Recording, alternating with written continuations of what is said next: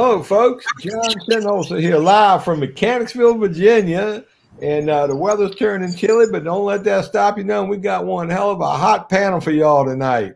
This is going to be another exciting night here on Care Talks. I know for a fact we got some of the best speakers we've ever had on here before, because I know half of them personally and up close. And but before we get started, I want Honesty Lillard to weigh in and see what she's got to say about this gorgeous Friday night in Virginia. Honesty? Gorgeous and dark already at 6 p.m. It's so depressing. Honesty Lillard, woman in long-term recovery since May 27, 2007, and co-founder of Care Talks. Thank you all for joining us. The coolest part about Care Talks, I think, is it goes into, we have a partnership with the organization, and it goes into 48 jails across the United States. So hundreds of thousands of inmates through the United States get to view these. So no pressure whatsoever to our speakers. But a lot of people view this, and our reach on social media between McShin and Care Talks is at least 15,000 people that follow us. So tonight I wanted to do the topic on living in gratitude, since we're all gearing up for, the holidays and Thanksgiving next week.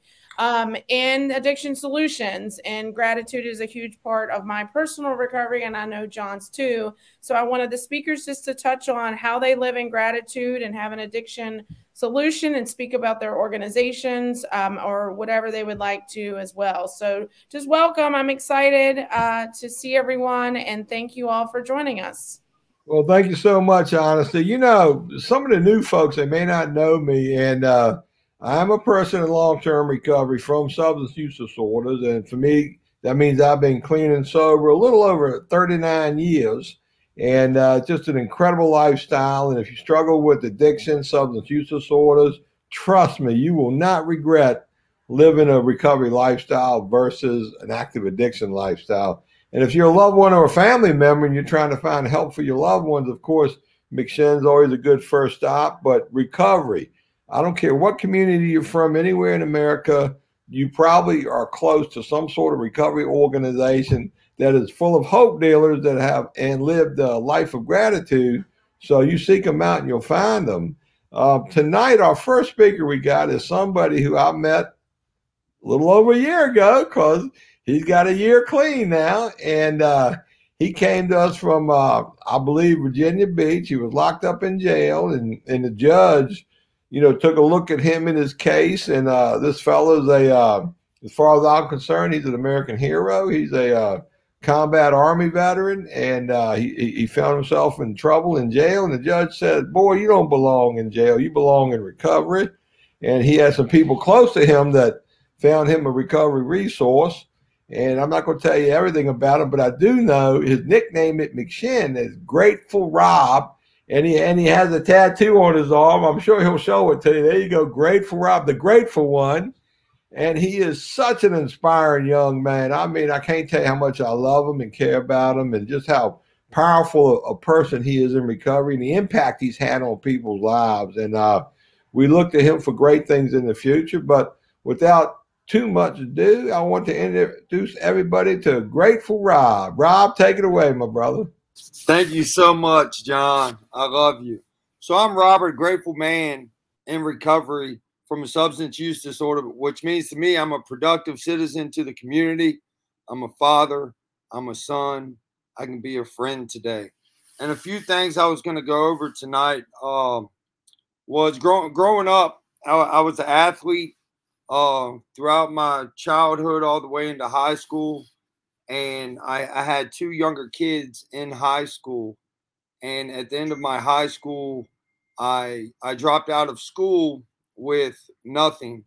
So there was a sign on a bulletin board that said bonuses to join the Army. So I went ahead and joined the United States Army. And while serving, I received a spinal cord injury and had a big surgery. And then that's when, over time, it was pain pill after pain pill. And from there, I got full custody of my two kids. And in that process, I was just doing more and more of pain pills, which led to other things. And I started 2 companies, and during that process, I put my vision on success of making a lot of money and becoming somebody that I really didn't want to become. And I kept going to jail. I kept getting in front of that judge, and I thought in the back of my head that only bad people go to jail. And this last time I ended up in that jail with the judge saying, "You're not going nowhere." And that's when finally, by sitting in jail, I got to realize there was something I was grateful for. There was a pack of ramen noodles I received in jail that I would have never had in my household that I was blessed to have. And then when I went back in front of the judge, because the first 2 times he told me I wasn't going anywhere, he believed and told me that there's something in you that I don't think you deserve to be behind bars. You need help. Well, honestly, I thought I was going to be able to go to a 5-star like suite in Florida or California and get massages and then go back in front of them and say, "Hey, I made it." But my mom found McShin Foundation that somebody she knew went through and has been having a lot of success in life. So I went to McShin, and the judge said, "You better have a good exit plan when you come back." And while at McShin, in the back of my head, I was going to be here 28 days, and then I was going back home because I still wanted to focus on money. And I still really honestly didn't know who I was. And in that process, I met John, the president and co-founder of McShin, and honesty. And over the time, I started seeing things. I started listening and finding the little things in life that meant so much to me that I never took in perspective, because I was chasing that thing that I put, which was success to me, as being somebody that Hollywood would picture you to be as success. And in that process with John, being with John all the time and hearing honesty and other staff members at McShin, I came up with a short-term goal to stay, because I was feeling the love and people believing in me that I could do it. And by listening to them, I came into positions to stay within McShin, and I found my purpose in life. And that's I started doing a lot of gratitude lists on the things that I was grateful for and my purpose of helping people, because I found the love over time within myself. And finding the love in myself, I kept networking and finding other people in recovery that have been through the same things that I have been through, and started asking them what they do. And in that process, I started building a network and credentials of what I wanted to do, and start developing my vision on my future. And then up here as well, Pastor Wade on here, I was able to meet him in this process. And gratitude today for me, I live every day, because gratitude is an application. I have to apply gratitude to my life and have attitude of gratitude. And through that, I've developed a positive look through everything. And with gratitude daily, I work on myself, and I start the day off with a gratitude list to remind me of where I was and those little things that mean so much to me. Then not only that, the service work, from the love that I found from McShin Foundation, from the people believing in me, and then people, Pastor Wade, believing in me and helping me achieve goals, I give back to the community, and my vision to give everybody love and show them love and believe in everybody, just like people believed in me when I had no idea what I wanted to do in life. I just wanted to kill myself for so long. And the gratitude today, I can be of service with people. So daily, I can just show the love that I have found within myself. And that's everywhere I go. If it's just feeling negative and going to open a door for somebody, just going to help the community, if it's going to my church and helping out or meeting with other people and talking to them, I can show what people showed me when I got into recovery. So now my outlook on life is I just want to help people and show them the love. And my vision of success over this time has changed to being of service, to be a hope dealer. I always tell people I'm a hope dealer because I just want everybody today, my success in life has came from recovery. And I always thought when I saw somebody with a problem that I didn't have a problem because I still had things.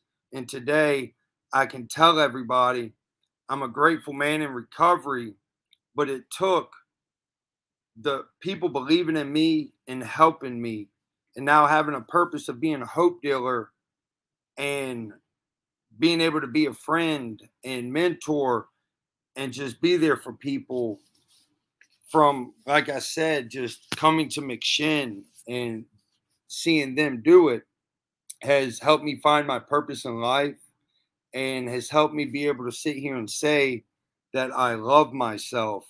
And by doing that, living that attitude of gratitude, I can have a purpose like I do and just keep chasing my goals. And yeah, so I appreciate everybody being here tonight. And I'm so thankful to be on here. And I hope everybody has a great night. Thank you so much, Rob. Wonderful, wonderful talk. You know, what Rob didn't say was, you know, Rob's the kind of guy, everything we ever asked him to do, he did it. Whether he knew how to do it or not, he'd do it, you know. And he reminds me of my friend that was in Vietnam. He had to wash dishes one day out in, you know, in an outpost, and the dishes were stacked like 40 feet high. And so he got a backloader off the runway and just buried all those pots and pans. So I imagine Vietnamese will find it sooner or later. But he got the job done. You know, our next speaker, Pastor Wade Runge. See, you heard from a soldier, a real soldier. You know, Rob's a real soldier. Now we got a Marine, a real Marine, going to share on how his gratitude plays out in his daily life. But I met Wade a while back, and he runs this really powerful ministry in church. And I know it's a wonderful operation because I know some of the people that go there. I've seen some of the work Wade has done, so I know it's good. But when Rob went over there, and when Rob came back, and he was more excited about going over there and seeing old Wade than he was John here, then I knew he had something going on over there. So I might have to go over there and get some of that Kool-Aid one day. I want some. If it's better than what I got, I want the good stuff. So I might be over there for the good stuff one day. But I'm gonna let Wade tell you about the good stuff. Wade, welcome to the show, and take it away, my brother. Well, thank you, John, and thank you to everyone. And I am so honored and grateful to be a part. And what I would say about John is one of my favorite people on the planet. Especially when it comes to recovery, he's done more for people around the country and even around the world than about anyone I know. And so I'm just grateful to be a part of his life. And he has been instrumental, him and Honesty and the whole McShin group with my daughter Monique. I knew you were the one person I can count on. So my name's Pastor Wade. Look, and I'm also known as, my nickname is I'm a hope dealer. And John, I'm maybe I'm stealing it from you. But I've been a hope dealer for a long time.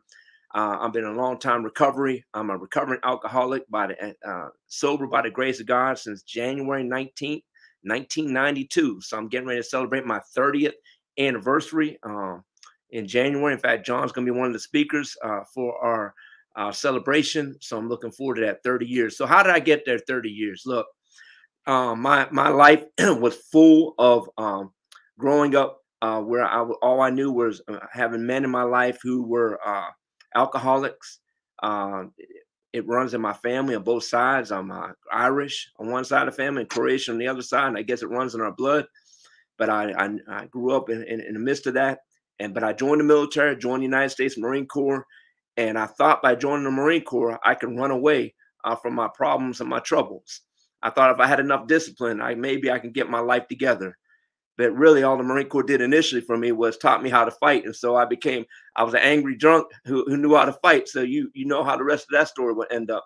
So, but I got to a place in 1992 where my life I hit a rocky patch. I think someone out there can probably identify what I'm saying, and wherever you're at in life, I hit rock bottom. And as the prodigal son in Luke 15, I end up in the pig pen. I ended up messed up. I messed up in a situation where I came to my senses and realized my life was miserable, and I was miserable the way it was going. Even though I was a decorated Marine, combat veteran already multiple times at that time, I was in the infantry. I was tough as they come physically, but I was a wreck emotionally because alcohol had taken its effect on me. So I went to get help. Not long after that, but when I finally hit my knees, when I finally recognized I needed help, I cried out to God, and God met me in my point of need, and He put some critical people in my life. But even when I got delivered, God set me free. I got saved, but I didn't know how to live sober. I didn't know how to live, and John probably could identify with this, is that I understood I was dry. I was like a dry drunk at that point. When I got cleaned up, I got saved, but I didn't know what it was like to go through a weekend without having to drink. I didn't know what it was like to go for a Monday night football game. I didn't know what it was like for ladies' night out. I didn't know what it was like on the weekend, what it would look like on payday when I got paid on a Friday. And so what I got to a place, I knew I needed help besides just going to church, besides just saying I stopped, besides God taking the taste out of my mouth. I needed to learn how to live sober. So I asked to go to the level 3 treatment in the Marine Corps. I was in Okinawa, Japan, and I went to level 3 treatment where they detox you. It was 30 days of treatment, and I learned what it was like to be sober. And I learned I was given some tools which helped me, and I learned about going in 90 days, 90 meetings in 90 days, and I went to these meetings, and it changed my life. And so since 1992. I've been able to be a part of an incredible community, recovery community within the AA and NA community. And what I discovered as the more I gave to others, the more I was actually getting. And I started my journey in recovery. So fast forwarding all that, to say that, I needed help and I got the help. But when I was a young Marine, people actually made fun of me.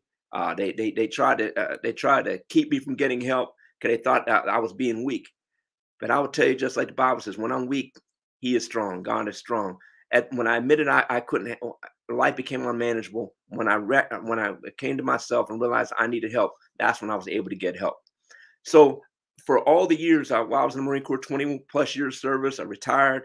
I knew I was called a pastor. I'm a pastor, but one of the things I wanted to do as a pastor, and I felt led to just not have church inside the 4 walls, but to be a hope dealer, to help people like me, people like Rob, people like John, people like Honesty, where people could come to us and not be judged. Come to the church where we're a hospital, where people come who are sick, who are broken, who need help. And so we're a church where people could come and we can meet them where they're at, not judging them. And I don't preach at people. I speak to them. I don't judge anyone. We don't judge anyone. We just love them. And we try to help them create a community, cultivate a community of people that recognize we're a bunch of imperfect people who just need help. And we're all got our own sets of issues. So we have recovery meetings here on Wednesday nights. We have a house for homeless veterans in recovery. We have NA meetings on Monday afternoons. We have our 12-step Invictus group on Wednesday night at 7 p.m. But I want to give you this on Saturday nights for anyone out there. If you're local, if you want to come to a church service on Saturday night at 6 p.m., your life will never be the same. Man, it's a loving and a vibrant environment of eclectic people from different walks of life, where, man, we just love God and love one another. And we do a lot of outreach and stuff in the community. But I want to give you just a couple things that helped me for the month of gratitude. Honesty, put this out there that it's a month of gratitude, as we know in the recovery community. But here's a couple of things that have helped me. Okay. One, when life gives me lemons, I attempt with everything I got to make it into lemonade. All right. So you can't change the circumstances around you, but you can control your response. So what I choose to do is squeeze that lemon and make some lemonade in my life. Second thing is I count my blessings and not my troubles. I spend a lot of time reflecting. I got a little gratitude book. And what I do is if something good happens throughout the day or throughout the week, I write it down, a little note to myself, or I put it in my phone. So when I have a tough moment, when I have a moment where everything doesn't feel good, like I think honestly, I heard her start off saying, man, I don't like it getting dark early. Well, I don't either. I suffer with depression. So that's my truth, you know. And so when I start feeling a little sad, a little depressed, I pull out some things and I'm reminded that about how great it is in spring and summer. And that it won't be long because troubles don't always last. And guess what? Winter doesn't always last. And then the other thing is that helps me is that instead of worrying about ingratitude, I expect it from others. So I'm able to have gratitude because I don't expect people that I do something for them to be grateful. So what that does, it helps me because I walk my life. I'm not dependent on someone else giving me happiness based on them responding to me in a particular way. So I just give to others and help others for the joy of giving. So that gives me a level of gratitude. Our motto for our church is show God's love in practical way, showing God's love in practical ways with no strings attached. Showing God's love in practical ways. That's it, you know. And by doing it and just doing it with no strings attached, you know. And so when you do that, you live your life with no strings attached. When you do things for others, what happens is it really is therapeutic and really is a blessing to others. And the last thing I would say, I try to do is not to forget my unhappiness. I try to create happiness for others. And when you're good to others, you're your best to yourself. And so that's why I wanted to share about gratitude. And I'm going to tell you, man, that as we continue to give and sling hope to others, you always will reap what you sow. As you sling hope to others in your most dire moments and moments you need help, it'll come back to you. Thank you for letting me share, man. Thank you for letting me tell my little testimony, man. I'm believing the best for each of you, and I believe in each of you. And I just know that God has a good plan for each of us. And thank you, John, for allowing me to be a part. Thank you, honesty. And man, let's continue to win together. God bless you. Man, Wade, that was powerful, man. Thank you so much for that testimony there. You know, you got me thinking, you know, difference between an alcoholic and an addict is when an alcoholic's presented with lemons, well, you know, they like to drink, so they make lemonade. But see, an addict, you know, we always find ourselves in a big pile of chicken manure. So we just make chicken salad out of it because we like to eat. So that's a good difference between the two groups. You know, you hit on something. You know, gratitude is a lifestyle, you know, and you know, grateful is a word, gratitude is a lifestyle. And I think most people in recovery, you can see the level of gratitude that they emit to everybody that comes around them, and it plays out in their actions, you know, and there's no greater purpose than a hope dealer. So you're a warrior. Both of you guys are warriors. You know, our third warrior tonight is a lady I just recently met. And I didn't know much about this lady, and we sitting there talking, and then it dawned on me, I'm in the presence of somebody who lives gratitude, and it's very clear that this woman knows a lot about gratitude. And the more I talk to her, the more I like this lady, and I actually grown to love her in such a short period of time. And I think within an 8-minute chat, you'll learn to love her too. But all the way from sunny Arkansas is Myra Woolfolk, our newfound best friend here at McShin. And Myra, welcome to the show, and I'm going to let you take it away. Thanks for coming on. Thank you, John. Thank you for having me. Like John said, my story is a little different than everybody's because my experience with substance use is because it's my profession and because of family members that had challenges from substance use.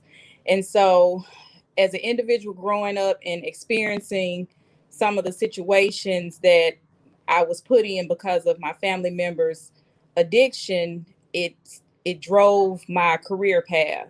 And so I made a decision early on to focus on making sure people didn't have to hurt the way I saw so many people in my family and in my community hurting. So I went on this long drawn out path of making sure I had all the education that I needed to offer services. And then what I started to realize was, as a mental health and behavioral health professional, counseling and clinical service wasn't always the best way to heal someone. It was a different journey to get someone to stop using drugs versus someone healing and actually living a recovery lifestyle. And so I think what I started to just instinctively do was to live what I wanted everybody else to experience. So gratitude and humility is it's like the gentleman said earlier, it's a lifestyle, and it's something that I have just built into anything that I do. And so here in Arkansas, I work for an organization called Exodus Life, and we're a recovery organization. 98% of our staff is individuals in recovery. And so we have a different environment that works so well to offer a platform for people to seek out the wellness that they need. And we just live it day by day. We work hand in hand with individuals like John. I had the opportunity, I've met him twice, but I had the opportunity to spend several days with him. And it just reaffirmed that I'm doing what I'm supposed to do here on earth. And that being able to practice gratitude in that mannerism has probably been the best thing for me. And being able to work in an environment that allows people that are in recovery to have a platform to live a, purposeful life, as well as give back and lead other people and model the behaviors that let them see that, I can be better. I can have what I want, and I can do for my community. That's the best experience I can explain. And so I'm forever grateful for having a connection with the recovery community, because each day the individuals that I'm around and the people that I experience, they remind me that there are good people. Some of us, we make bad choices, but we're not bad people, and that we can live the life that we dream to live, and that it's possible. And so I'm just appreciative to be able to witness that in this lifetime. And I don't know, I guess that's it. Well, Myra, if that's all you got, that's all you got. But Myra does her best work when you're sitting over there at Mission Barbecue and you got that great big platter and you just chatting it up, man. You can't shut the lady up, man. I mean, so we just gotta get the right format around you, get you chatting like Catherine. Yeah, give me some food and I can go on forever. Yeah, I picked up on that. I was looking good then, and then next thing you know, I got to go on a diet. But anyways, we did enjoy your time up here. It was wonderful having that crew up here from Arkansas. And we need more of Arkansas and Virginia. The whole country needs more of Arkansas. So my hat's off to you. Our fourth speaker for this break is a woman I met a few years back. I do travel a lot. I meet a lot of people. I do a lot of training all over the country. If you want a great recovery coach training, peer leadership training, community development training, technical assistant training, contact McShin Foundation. Personally, I think we probably the most authentic trainers you'll ever run across. And I know Sara can attest to that. My daughter, she's a school teacher, and she sits in my group sometime, and she goes, "Dad, you can't say that in these groups." I say, "The heck I can't. This authentic recovery support service provider. We're an authentic recovery community organization." But new folks, man, they want it real. They want to hear from a person with lived experience. That's who they're gonna trust, bond, and want to emulate. So that's why we're so valuable. That's why all the data shows that real recovery gets its a better outcome than most other recovery tracks. But anyway, we're running ahead of schedule, so we do got time to chat. But Sara, you're down there in sunny Florida. We're up here freezing. At the break, I'm going to put a fire out in the fire pit out there so I can smoke a cigar later when this is over and have all the comforts of inside, outside. But you're down there in Florida. Florida's a big state. You got a lot of problems down there.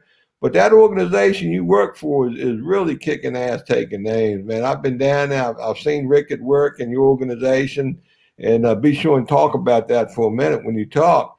But, God bless you for the work you're doing. I'm so proud of you guys down there. But why don't you tell us a little bit about how you living in gratitude in your life? And Sara, take it away. Thank you. Thank you so much, John. Thank you, Honesty, and thank you to the speakers who have already spoken. Thank you for your service.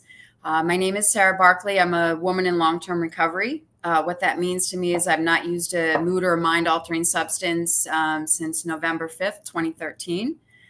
This is my celebration month, so I'm always grateful. It's funny because I don't know if the word gratitude really meant much to me prior to coming into recovery. I'm not a white chip wonder. But by the grace of God, I found this place called Fellowship Recovery Community Organization. And that changed my life. When I got to Fellowship, I was 40 years old. I was broken, hopeless, helpless, hadn't spoken to my family in 10 years. And I found this recovery residence. And, for the first time, I felt like somebody saw me. I felt like these people were treating me like a human being, where any other help that I tried to get, it just didn't connect. And when I got to Fellowship, they asked how they could help me in my recovery.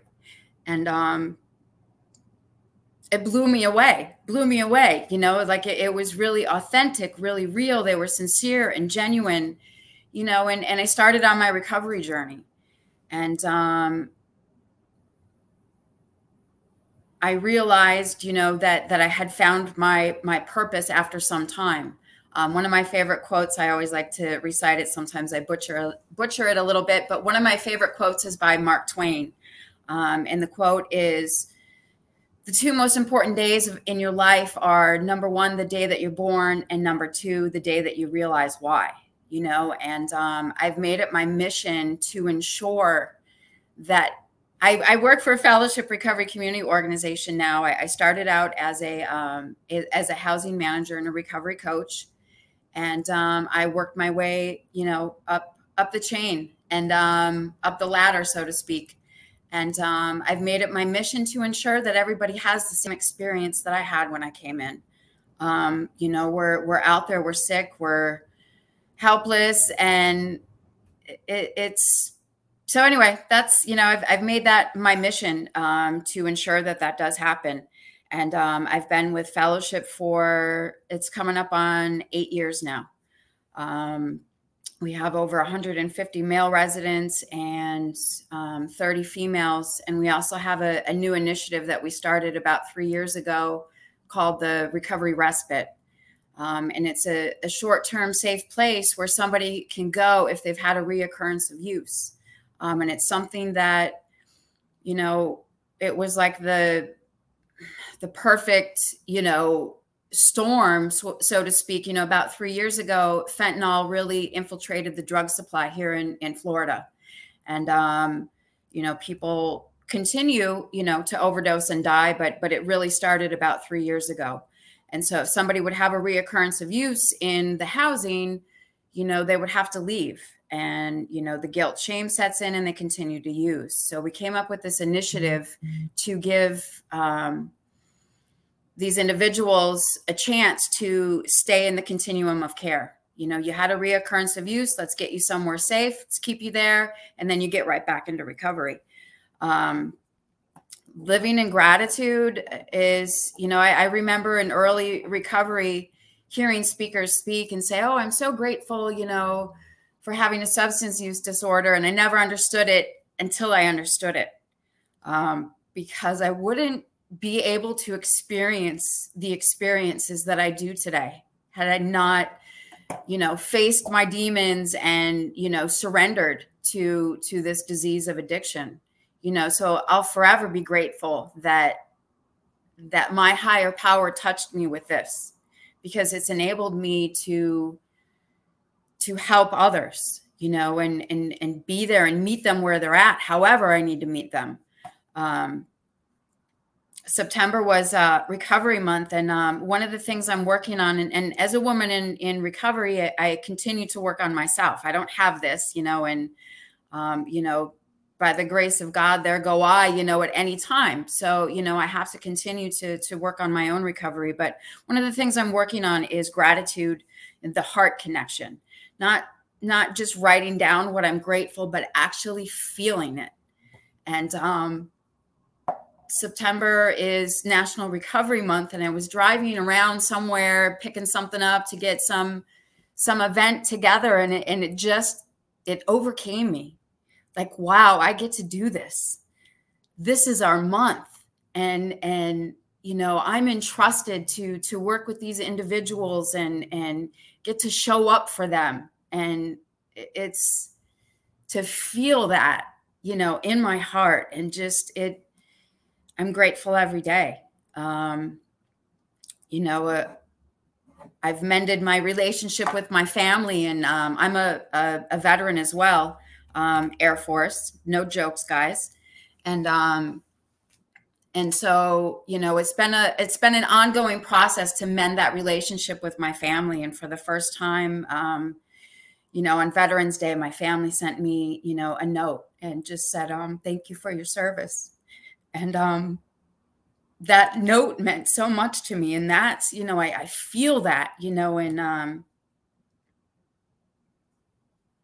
to be able to share that and be open and share my recovery with people, you know, and it takes what it takes. You know, for some people, it takes 3 times, it takes 4 times. We don't know. I don't know when, you know, it's going to happen for somebody, but I continue to plant that seed. You know, plant that little seed, and hopefully, you know, it'll get watered and it will grow.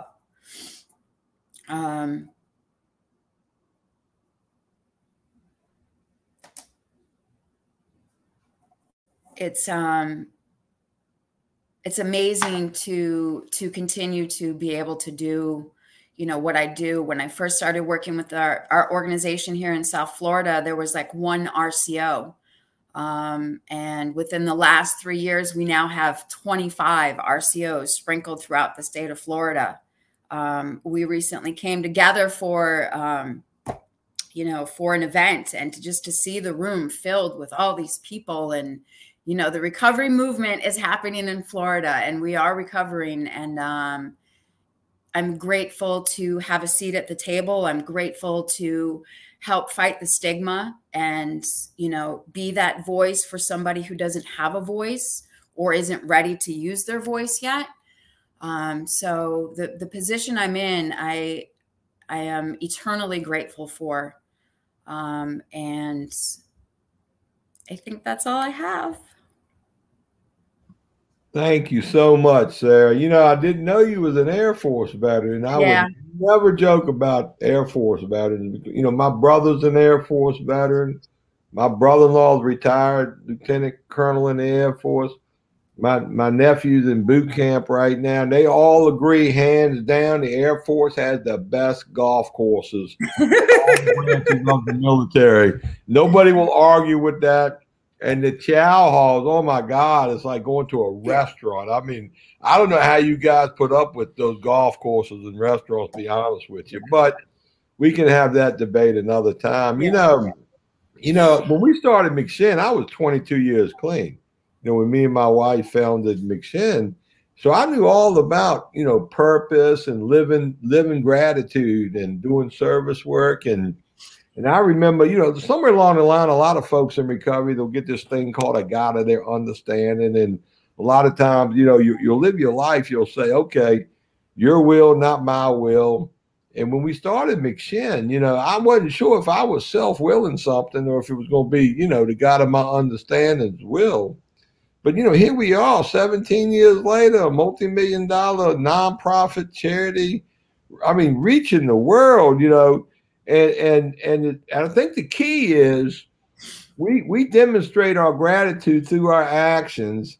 And that's a key element. You know, it's through the hope shot, the vision, and the pathway that we attract so many people. And who doesn't want to be a hope dealer once you've lived that lifestyle, you know? You know, we show the world what gratitude really is. And I think that's a key ingredient to long-term quality recovery is that gratitude hit. And, you know, honestly, I remember when she first came into McShin, she was everything but grateful. And she exhibited every single behavior except the behavior of gratitude. Yet, I've seen that woman go from that new person to a lighthouse of gratitude. And, you know, we always like for Honesty to weigh in on our subjects for the and our topics for these care talks. And I know she's just anxious as hell to talk a little bit about her gratitude and how she lives it daily. So, Honesty, why don't you close it out for the first half and talk about that for a minute? Sure. Thank you for your kind words, as always. Yeah, I have to live in gratitude every single day. I do a routine in the morning, you know, for my spirituality, and my biggest pathway now is exercise and my mental health work that I do for my personal recovery. But like someone shared before, it's like not just writing the things down, but actually living in gratitude. So we just got a puppy, and hence the bags under my eyes probably. And it's so much work. But I sat around and I looked at my house last night, and, you know, I've come a long way from walking through the McShin Foundation's doors. Like my life that I have today, I just can't even, I don't know. I know I wouldn't be alive if John and Carol didn't start McShin. Hands down, 100%. I know I wouldn't be, but to be able to like really grow as a human, as a woman, as a wife, as a mom, as a CEO, and all the other hats I wear, you know, we only get this one life. And I really went through some stuff a couple of years ago that I really had to change my outlook on life in general, because the world is just a messy place right now, right? And it's getting worse. Y'all saw the news reports with 100,000 overdose deaths in just this past year. And that's crazy, you know? So I think it's really important that all of us as humans need to find a little bit of gratitude every single day and be grateful that we have food, air to breathe, like we're here, you know? And it's our job, I believe it's our job as humans that are in recovery to keep instilling that in the people that come behind us, because they have to know that gratitude is really a thing. And if we don't show gratitude, what the hell are we doing here? You know what I mean? So anyway, but we're going to take a break. We're going to come back around 6:50. So I just want to thank all of the speakers. It ended up being a mostly veterans, a veterans meeting. So that's super cool how that's, I mean, what, 4 of y'all? I'm going to it just. Oh man, I guess I got to go join the Army or the Marines. Darn.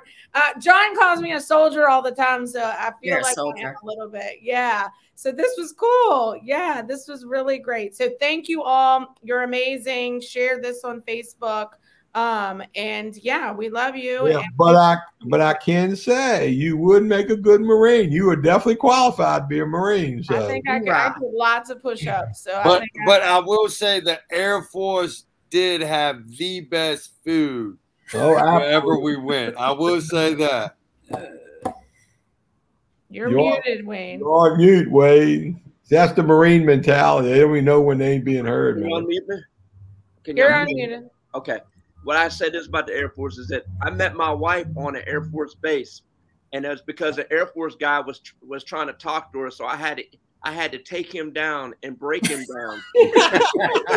That's what Marines do. We show up on Air Force bases and we take their girlfriends. and we show them what Uncle Sam's misguided children are all about. So I love it. Love it. So we're going to take a 5-minute break. We'll be back at 6:50 live audience. So thank you guys again, and check us out on Facebook if y'all want to watch the rest. All right. Thank you, guys. All right. Bye. Bye. How do you start a recovery community organization? How do you start a recovery community center? The recovery industry, as we know it, is an emerging industry, thanks in part to organizations like McShin, but recovery people everywhere, they're getting involved, and they want to know how they can maximize the outcome of their efforts. It's not for the meek at heart or the weak of mind. You got to have some real inward strength, fortitude, courage, because it gets to be a day and night, 7 day a week, 365 day a year industry. There's nothing simple about it. How to create awesome, authentic recovery community-oriented systems of care with whatever it is you're working with. We have, I think, one of the finest authentic recovery community organizations in North America. We have a 15,000 square foot recovery center, over 100 recovery beds. We're currently full-time in 3 jails. We've showed other local recovery communities how to percolate, emerge, and become good, awesome organizations. So a lot to learn here, a lot of reason to be part of this. So more later. Thank you very much.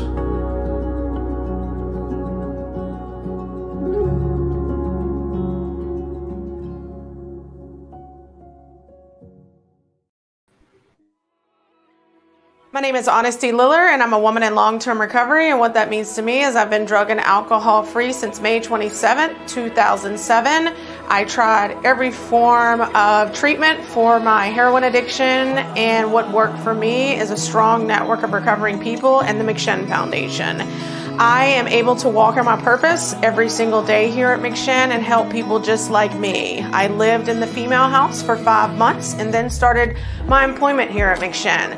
So that was lots of years ago, gosh, almost 14 years ago, and I have been the CEO for over 7 years. I get to experience people's lives changing right in front of me, along with reducing that negative outlook on addiction to our community in this area and nationally at large. It is very important for me to speak up for those, that need our services, but also specifically, I love helping the moms here in our program because my story is I was a mom in addiction, and it's just really, really important for us to be innovative in the addiction field and the recovery community. It is important for me in my personal recovery to continually wake up every morning and help someone, whether it's someone new in recovery, help someone in the community in general, or someone in long-term recovery. It doesn't matter. Recovery has taught me how to be a mom, how to be a wife, how to be a CEO, how to love myself and be a woman leader in this community. So I want to thank you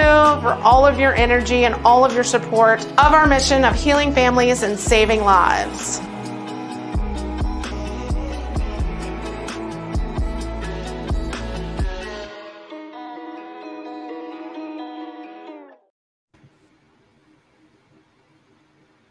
Well, looks like we're back here. Honestly, you ready to take it away? Yes. Hi, everyone. Thank you for joining us. Yay. It's 100 degrees, but freezing outside. Our offices, we're an old church, got these hot pipes. So, yes, so we are ready for our next half. And our first speaker came down here, met with us. I've been following the organization for a long time, though. The Phoenix is a nonprofit organization that Doug will talk about, but we just had our first event here at McShin with them yesterday. Yesterday, and they went for a walk and we did some videos, and I'm excited for the future of our partnership. So with the first speaker, I will give you Doug Levy. Hey there, everybody. My name is Doug, and I am a person in long-term recovery. So what that means to me is I have been sober since September 6, 2009. And where to go with all of this and what this all means to me. First, it's an absolute honor for me to be able to be here this evening. I want to thank Honesty, John, the whole McShin crew for inviting me to do this, for being able to be there with them yesterday, help them experience what it is that we do at the Phoenix, and we'll get to that a little bit later. But my story really starts, well before 2009. I come from a broken home. My parents got divorced when I was 6. There was a really ugly custody battle.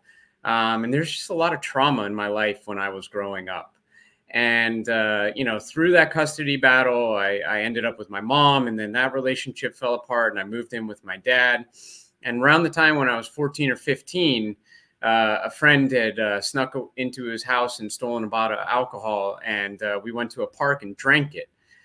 That night I passed out, I threw up, and it was the best experience of my life. I absolutely fell in love with that feeling because for the first time ever, my brain finally calmed down.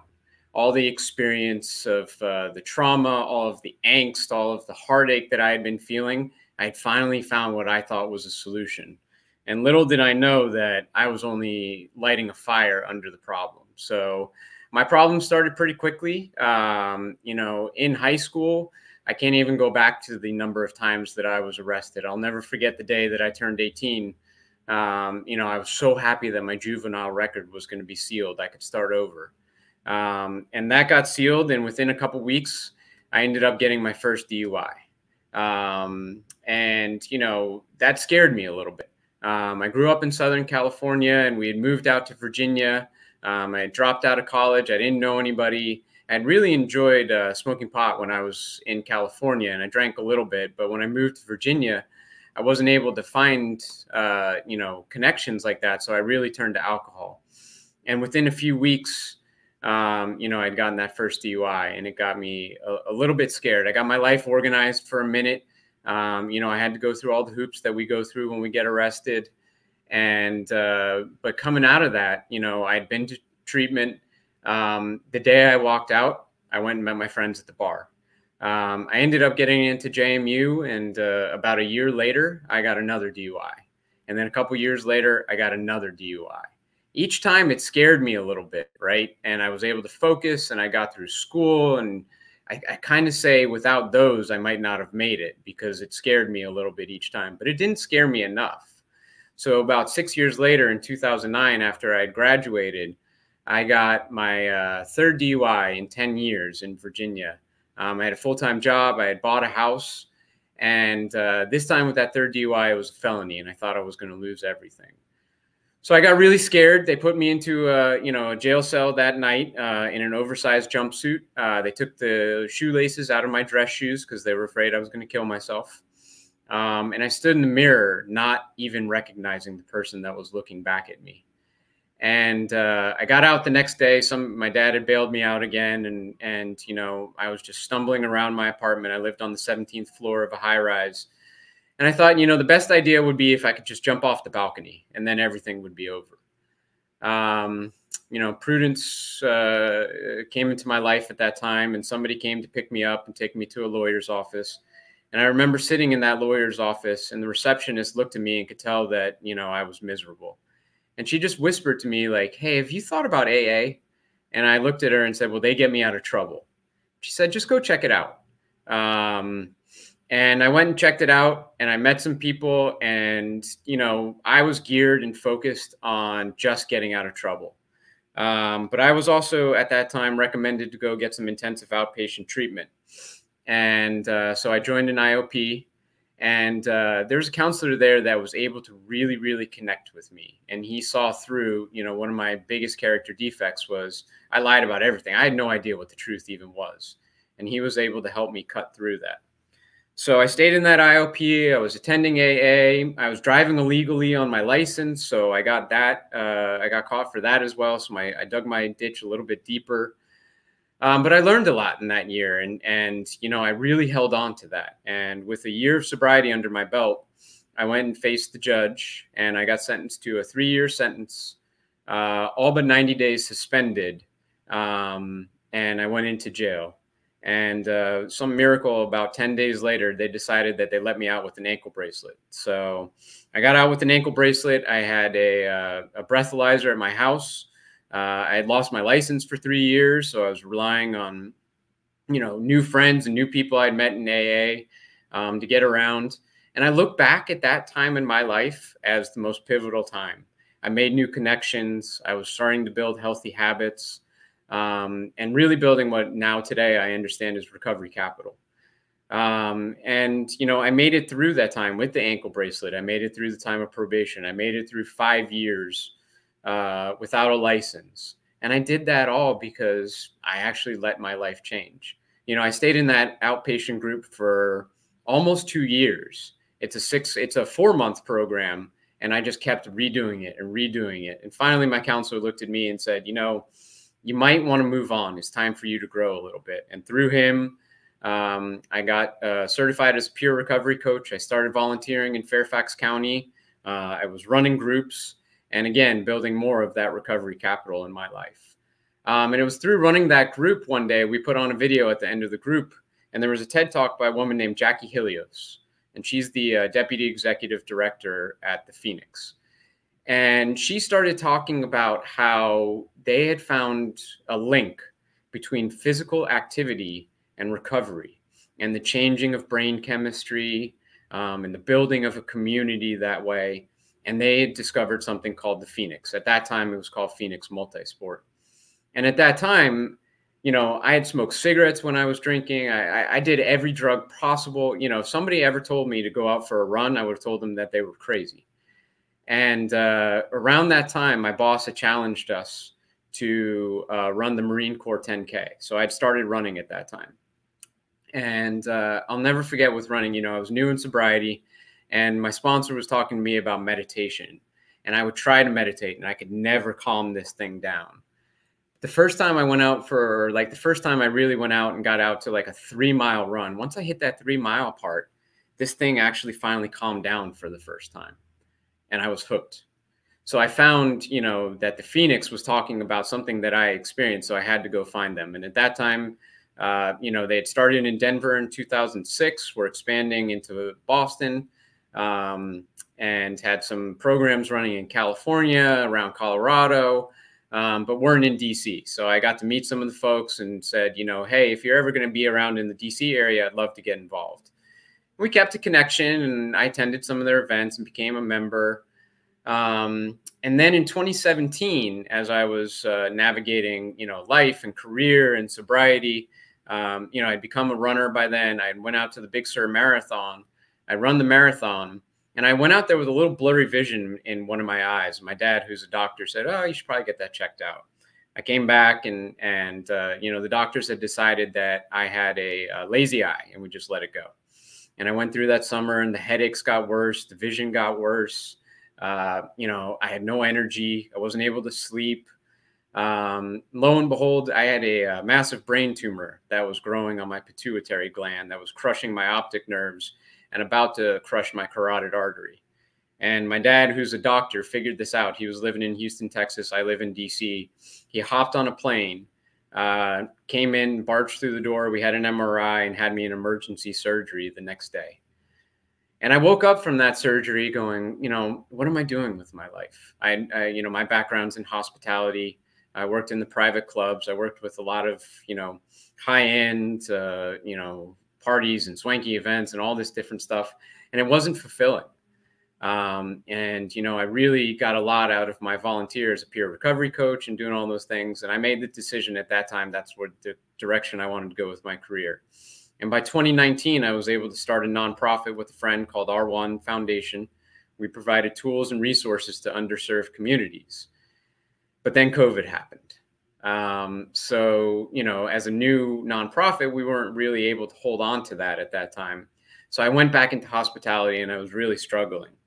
And I woke up one day, I wasn't able to get out of bed, and, you know, I was in a deep funk. And I opened up Facebook, which is not always the best thing to do when you're in a funk, but I saw a posting by the Phoenix, and they were growing, and they had opportunities nationally, and they had this new volunteer platform where I could get involved. And that day I reached out to Jackie, and you know, got involved volunteering with them. And about a month later, a job opening, and I'm now a national partnerships manager with the Phoenix.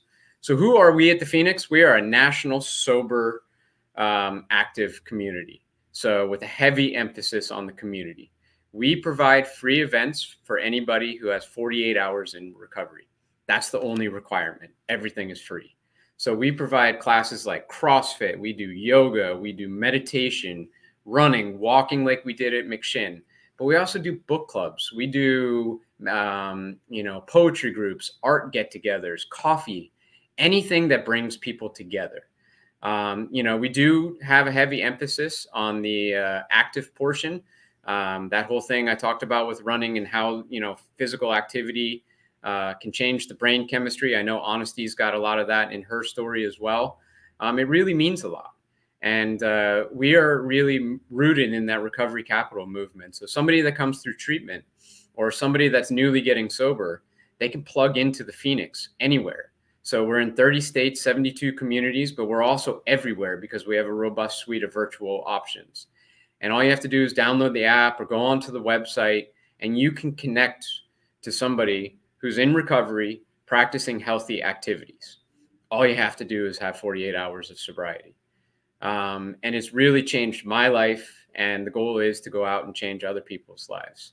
So we're really excited. We have served over 70,000 people since our inception. We have a North Star goal in the next 4 or 5 years to reach up to 1 million people. We're expanding into communities like Richmond. I live in DC. We just started activities there, but we're all over the place. And we rise together. A lot of what we do is stigma reduction. You see my little icon here with my sober sweatshirt. We wear that proudly. I'm not an addict. I'm not the guy who in college they used to call druggy Doug because I would do any drug that was available to me. I'm a sober runner these days, right?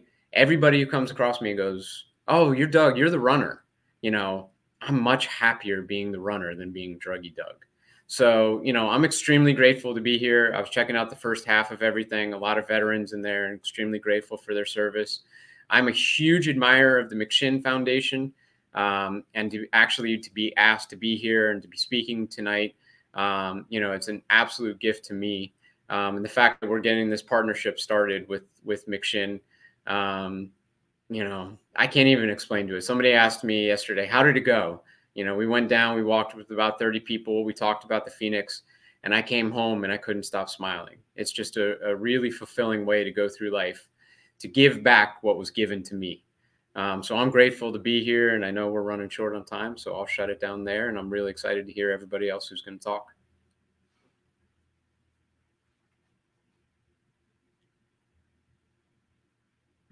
Yes, thank you, Doug. Yes, physical fitness is a huge, awesome pathway to recovery.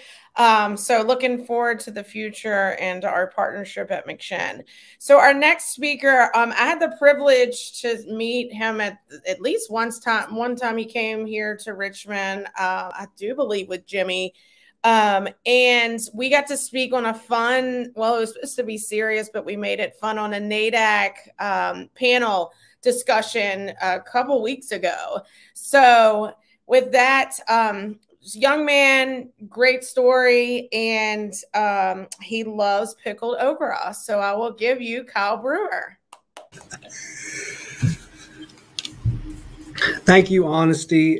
For those of you that don't know the pickled okra joke, we incorporated that into the panel that we spoke on at the NADAC annual conference. And every time we said pickled okra, strategically throughout the presentation, we would have to break into dance. And so everybody was doing their dance moves. So it was a really good time. And honestly, I do have to say, I have not had the opportunity to come to McShin Foundation. So I can't wait now that that's been spoken into existence to come see y'all and meet you in person. I have had the privilege and opportunity to meet John a couple times when he's came down to Arkansas through Jimmy McGill and the work that I get to do with him. And so I'm just grateful to you, Honesty, for the invitation, and to you, John, and the entire McShin Foundation for the work that you do in your community and across the country. It's been an honor and a privilege just to get to know you over the last few months. And thank you for the invitation to be here. My name is Kyle Brewer, and I'm the Peer Specialist Program Manager for NADAC, the Association for Addiction Professionals. But more importantly, I'm a person in long-term recovery. What that means for me is that I have not used a drug or drank any alcohol since July 10th of 2017. And it was a journey to get to that point. I got my wisdom teeth removed when I was 18. I also have to say, this is your double dose of Arkansas. I'm also here in Arkansas. You heard from my friend Myra Woolfolk at the beginning of the segment, and I'm right here with her. I get the opportunity to work alongside her as well. But so I got my wisdom teeth removed my freshman year of college. That was my first personal prescription to opioids. They gave me a prescription of oxycodone, and they were able to call me in a refill for 3 more months because I told them I had dry socket and my teeth were hurting. And so from that point forward, anytime that I could find these medications, I bought them. I was in college too, and I had a lot of scholarship money. I probably don't look it, but I'm a quarter Native American from the Oneida tribe out of Wisconsin, and they were paying for my school and excess aid funds, which were a blessing, but they ended up, what I did with them was use them to fund my habit. But what I was also doing this point in time was excelling in every area of life, whether that be socially, academically.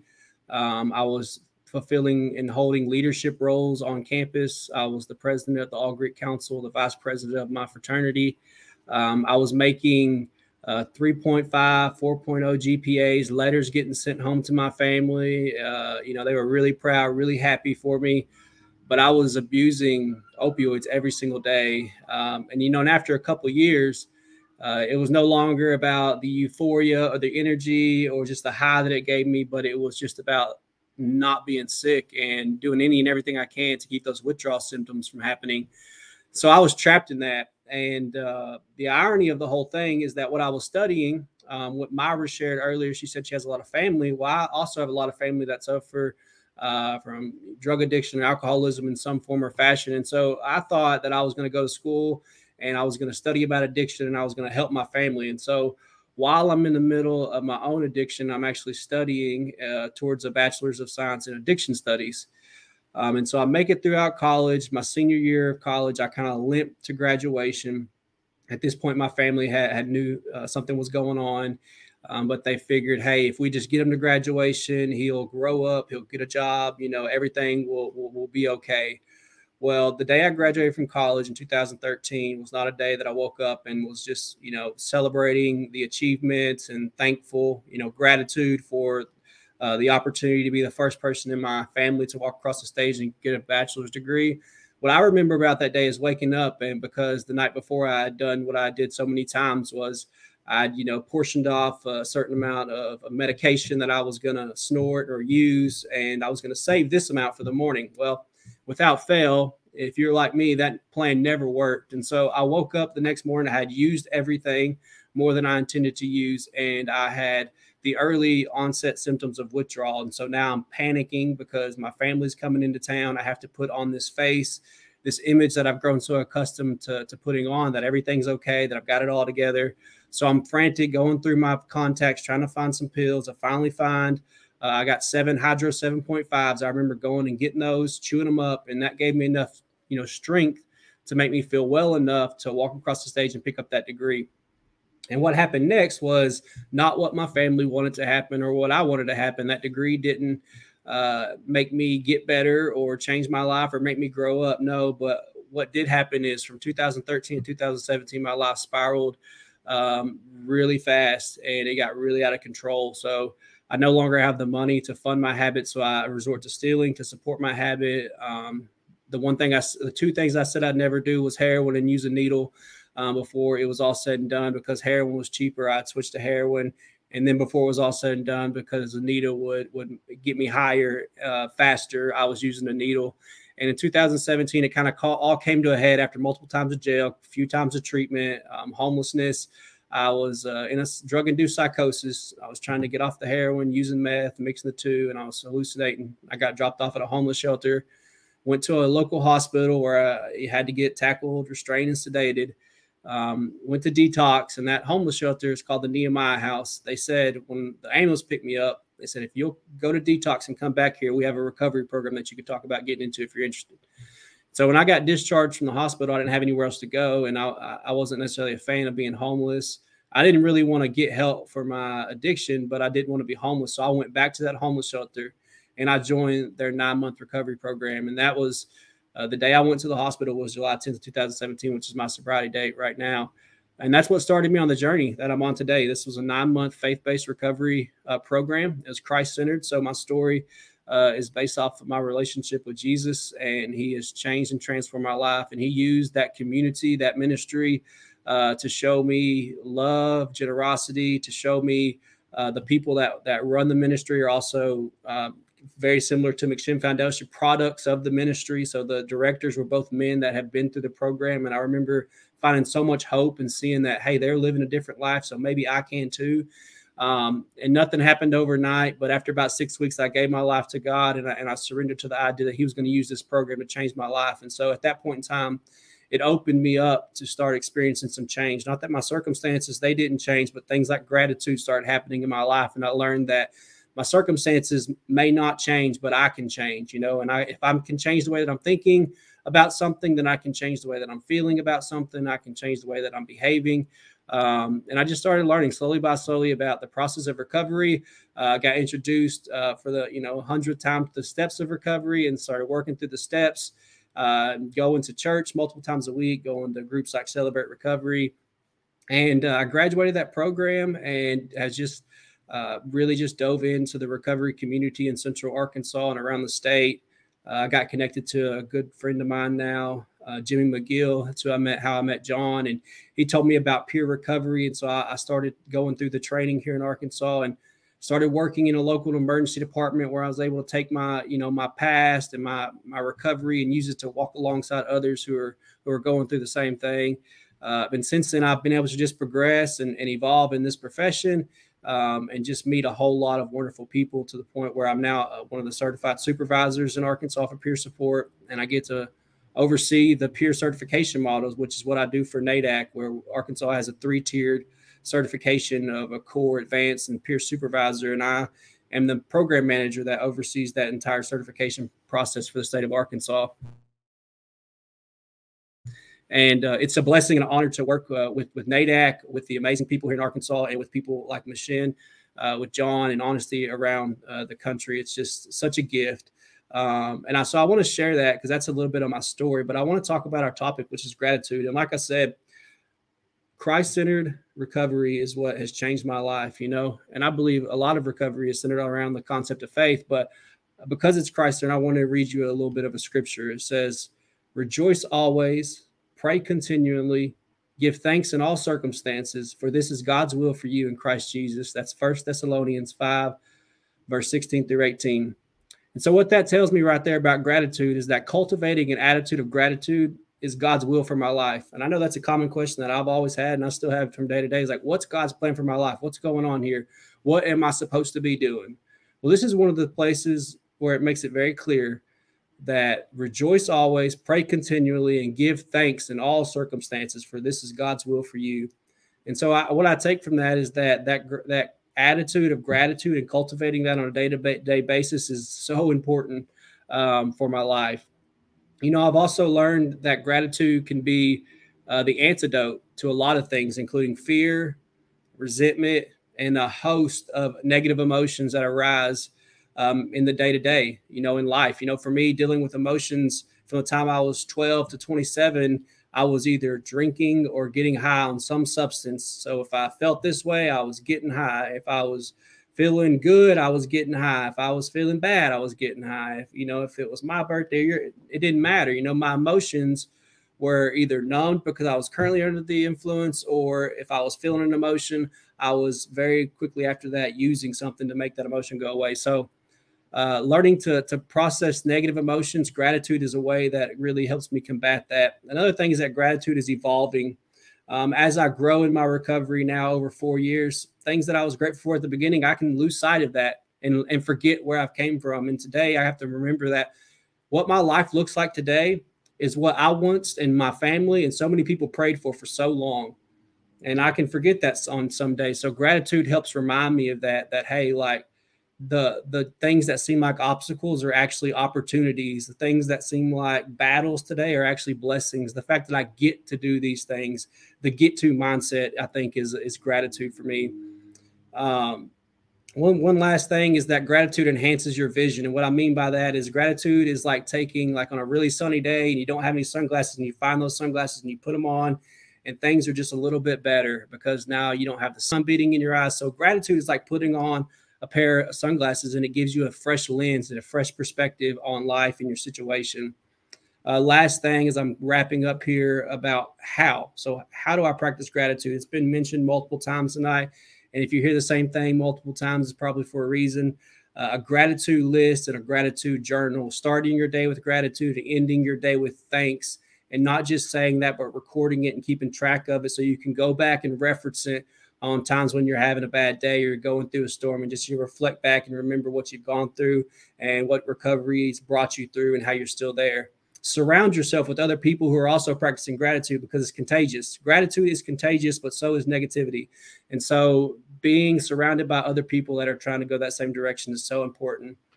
And before I wrap up, I do want to say thank you again to John. Thank you to Honesty. And I want to leave everybody with one question. If you woke up today with only what you thank God for yesterday, what would you have? Thank you.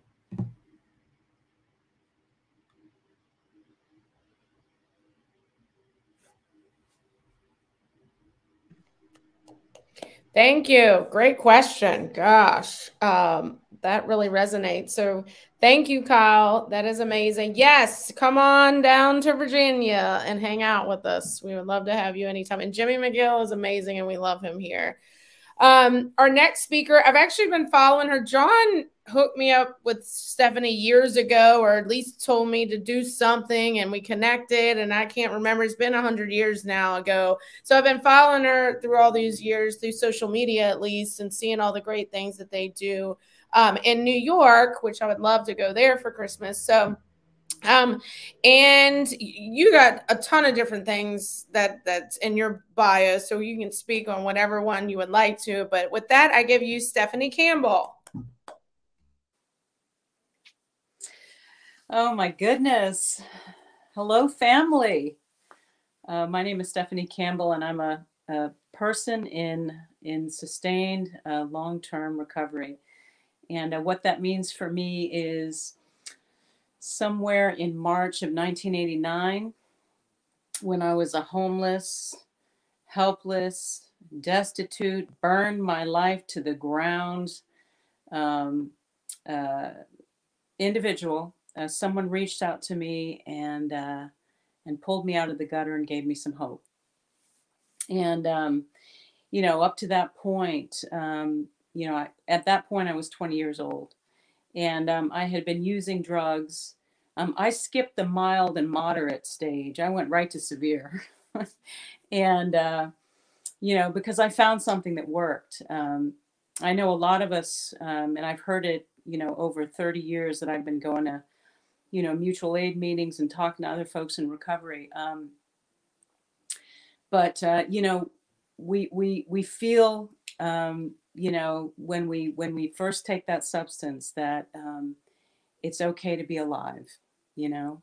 And I think for the first time in my life, when I started, you know, taking drugs when I was 15 years of age, my skin fit for the first time.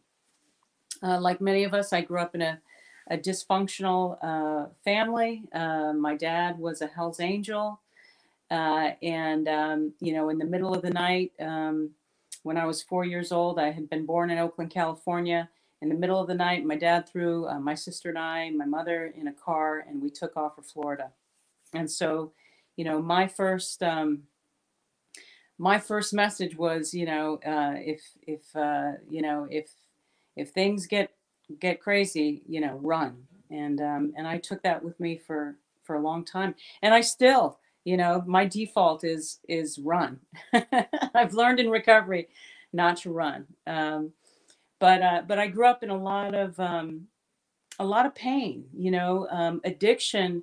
We talk about, you know, the collateral damage that substance use has, and mental health. Right? It impacts mental health, and it impacts the whole family. You know, so I learned at a young age that you know, if you know, if things were not going right, take something, right? When I was a kid, you know, I was bouncing off the walls a little bit with what was going on. And so I started taking medication.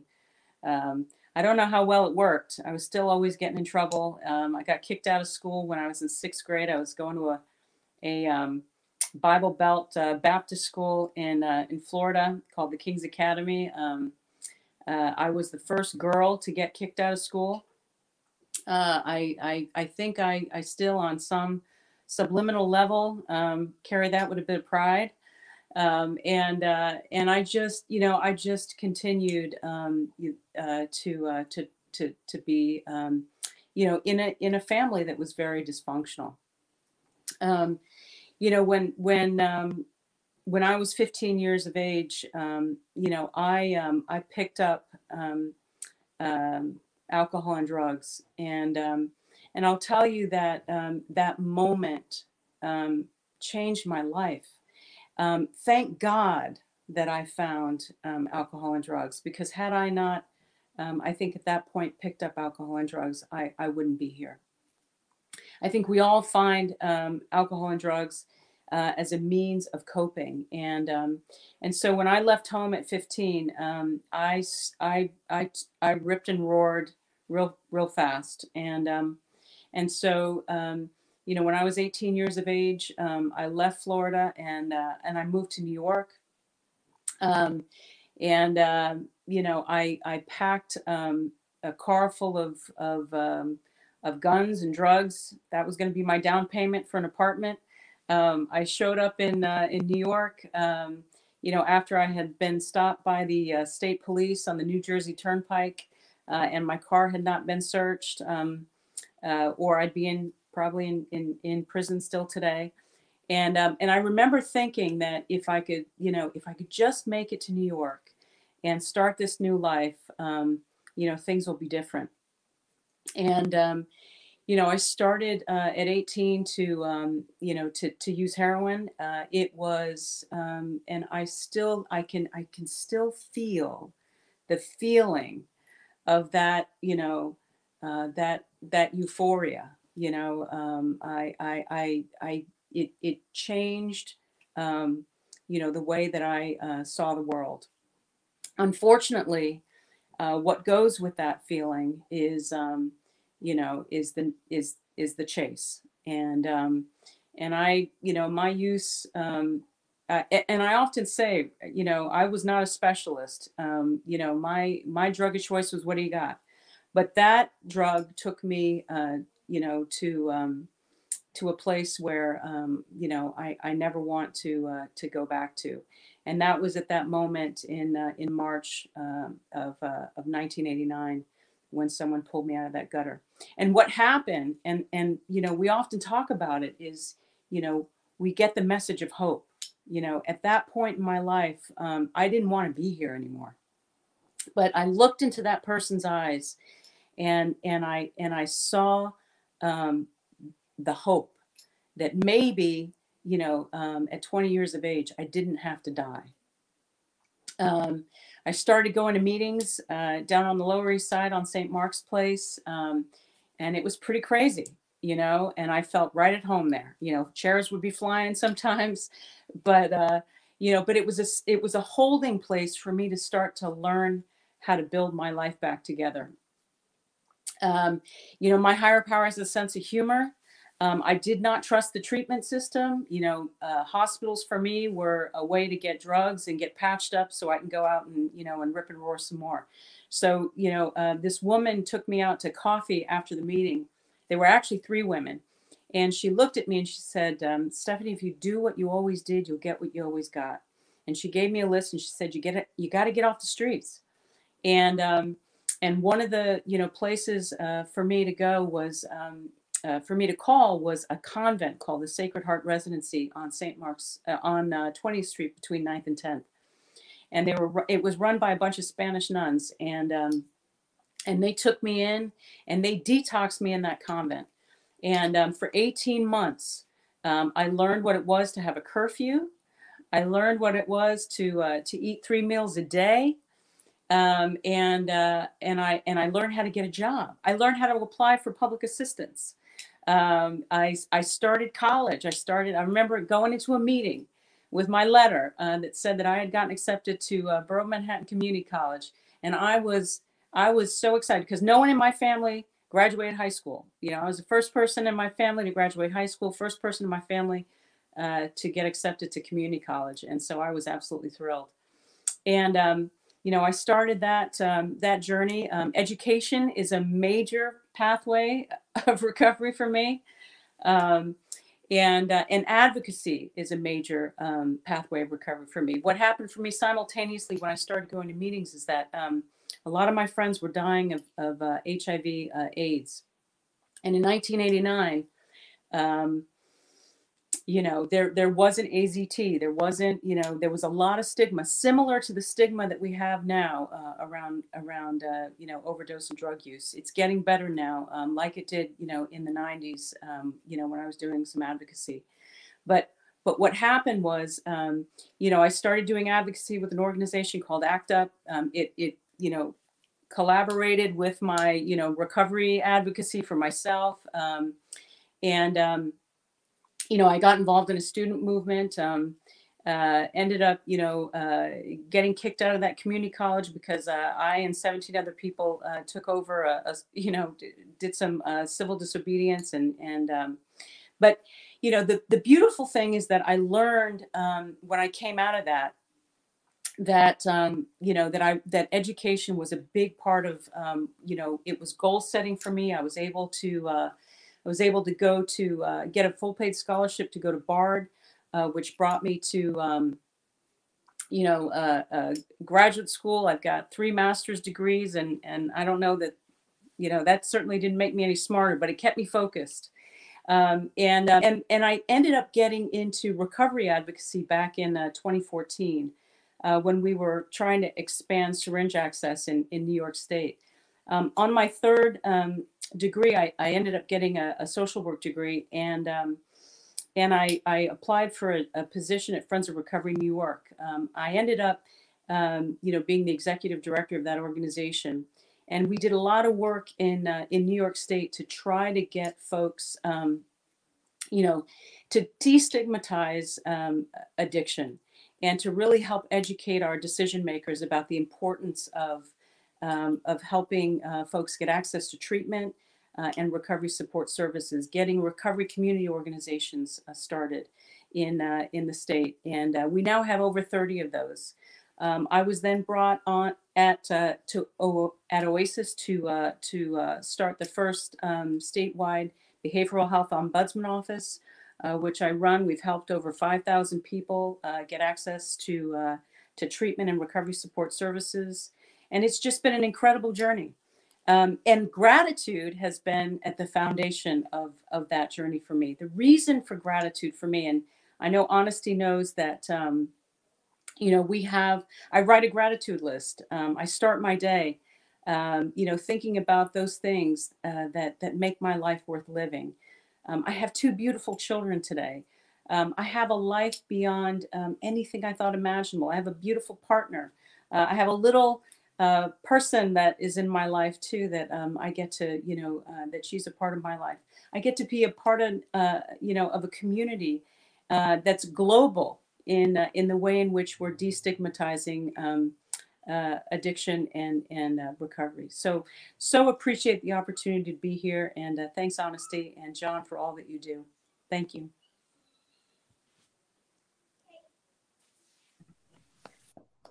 Thank you. I need to get up to New York, down to New York, wherever, and come see you up there. But our last speaker for the night, I love her approach. It's a holistic approach, so I'm excited to hear from Leslie MacNabb.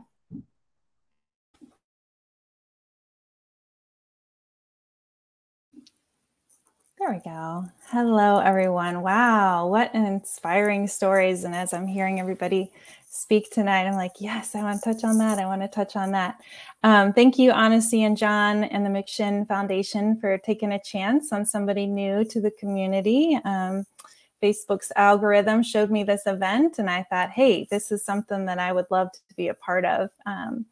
And I'm just thankful for this opportunity to share where I've been and how it matters in recovery. And my perspective is from the perspective of a partner. I'm a partner of somebody in long-term recovery from addiction. And I've also been experiencing my own recovery from codependency and from anxiety.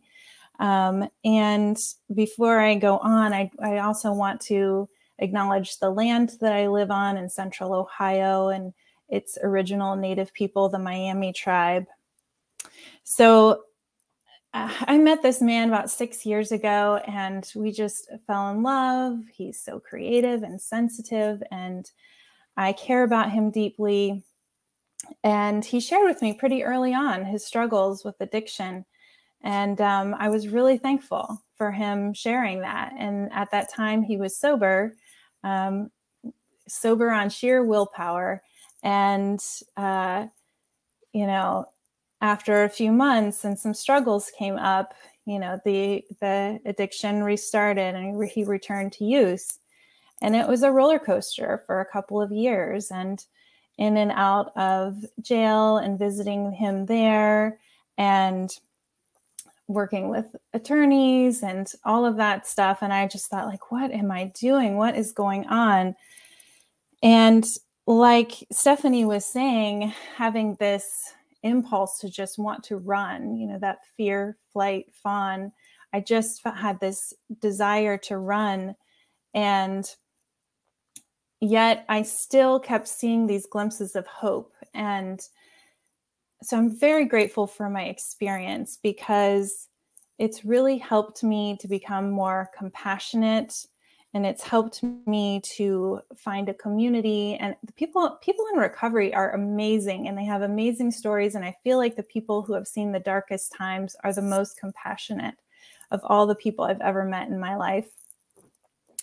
And so I used to tune into talks like this, and I still was kind of seeking my perspective. Where's the partner? Where's the loved one? And I know Myra said she was a family member. And so I would kind of latch onto that. Like, what are they going to say? So if someone out there is listening as a family member, as a partner who loves someone who's struggling, that's why I'm here. And I'm grateful for this experience, because it's helped me to, for those first 2 years, we were falling in love. And in recovery, I've learned how to rise in love. And what that means is that, especially recovering from codependency, I have the ability to be my own whole person and have emotions and take care of myself, and also to give him love and give him support in his recovery. And so after those first 2 years, there was this point, and he hit what maybe he considers to be his rock bottom. And it was also that point where, because he had been in a treatment facility before and came back out and was good for a while, and then, you know, came back into it again, still kind of going on sheer willpower, not having support, not having a community. I can't stress that enough, of having people to support you, just like this foundation. And so he hit that point where he wanted to change. He wanted something to change. And I too was like, something has to change. We can't go on in this way anymore. And so I was able to really start to focus on my needs and my self-care, while also step by step having gratitude and seeing the growth that he was making. And I didn't know if this was going to work. I didn't know if I was going to be able to continue in this relationship. And I knew his true essence was in there. And that's what I've been able to see in recovery. And day by day, and 4 years later, here we are, we're thriving. And while he was in his darkest time, and together we were in our darkest time, it was very confusing. It was very scattered, felt very insecure. I was also going through a yoga teacher training, and I was learning all these tools to ground myself, to feel calm. So I was able to approach everything that came at me with just this calm demeanor. And he now tells the story as he's a chemical dependency counselor that the number one characteristic in me was my ability to stay calm. And that really helped support him. So having my own tools and learning all these ancient techniques to move my body, like someone was saying earlier, and to really connect with the earth and connect with the community, it really helped me to begin to not worry, but to hope for him, and not give negative energy, but to pour in my love and recognize all that he was doing. And so that's now what I do. I'm a relationship recovery coach working with partners who want to develop a healthy long-term relationship and recovery. And it's such a beautiful thing to witness transformation, just like all the stories we've heard here tonight. Wow, how powerful to witness transformation. It's so possible to keep seeing the little steps, the growth. And yeah, it might be hard, but it's so worth it. It's so worth it. And to all the family members and to all the partners who feel like you're powerless or feel like you just can't control any of the situation. Yeah, you can't control it, but you do make a difference. And how you approach it and how you're taking care of yourself so that you can support others does matter. And so you can build back a foundation of stability and security, and you can start to release some of the resentments and give forgiveness and not carry that around with you anymore. To release those expectations of what you think maybe recovery should look like, and then start to rebuild and start to love your family member in a new way and start to trust them again, trust this journey that we're all on, and eventually start to really feel true joy. And so that's why I'm here. And I am just so thankful for this opportunity to speak. And I always love hearing recovery stories. And thank you to everyone who has been part of it and have included me.